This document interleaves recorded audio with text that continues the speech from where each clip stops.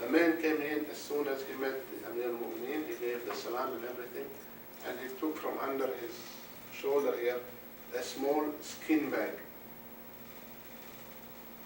In Arabic we call it qirba, a skin with some water into it. Amir al-Mu'mineen took it from him and he said, give him a good prize. They gave him a big prize, and I took the prize and he left. After he left, the people said, "O Amir al-Mu'mineen, you have the two rivers, Dajjal and Furat, running under your castle, and this man comes with some water. In what? In a skin bag. And you give him all this money?"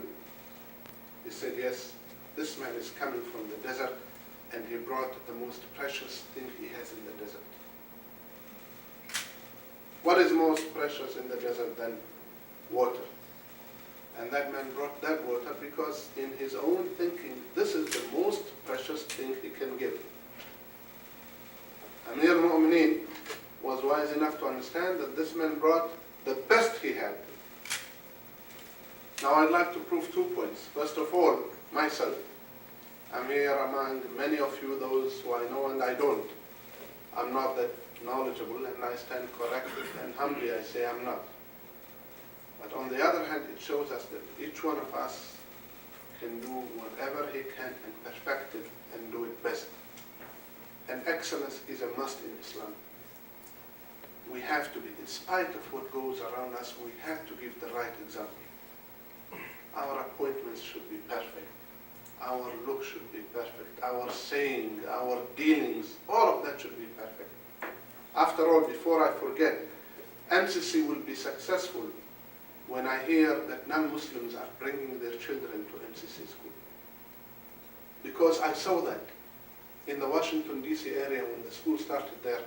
Non-Muslims were bringing their children to that school because they said, we want them to be taught some good values.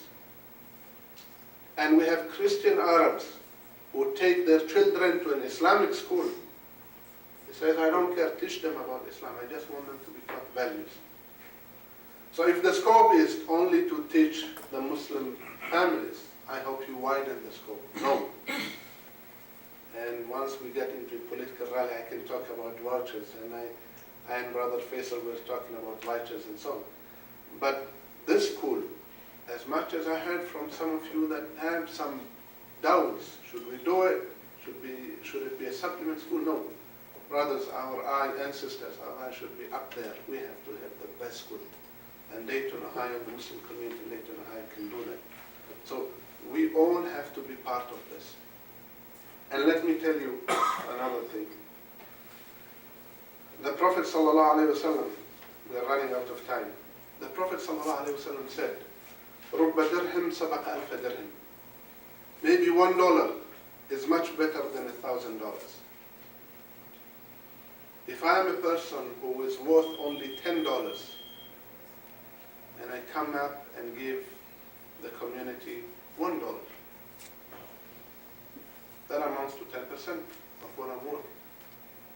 I am much better than that person, he or she, who has $1,000 and just gives $1. Am I or am I not? So the hadith of the Prophet, رُبَّ دِرْهِمْ, brothers and sisters, as short as you are there, keep it like that at least yearly. If we can do more, we can. And we all have to do as we can. But those who have it more, the burden falls on them to give more than that. And another, اتق النار ولو بشق تمرة. If you give a charity, which is just a split of a date, you can save yourself from hellfire. Have the good intention and just give that $1. And Allah knows the intentions. The more we give, the better, because it is double the reward. You will see a community center that you will be using it, your kids will be using it. It will be a sadaqah jariyah for you. It will be a perpetual charity. And then in the day of judgment, Allah subhanahu wa ta'ala will please you more. And Allah subhanahu wa ta'ala says, or the hadith says, خَيْرُ الْأَعْمَالِ عِنْدَ اللَّهِ أَدْوَامُهَا. And then he finishes it, وَإِن قَلْ. The hadith of the Prophet sallallahu alayhi wa Excellencies, the best of charity is something that you do always.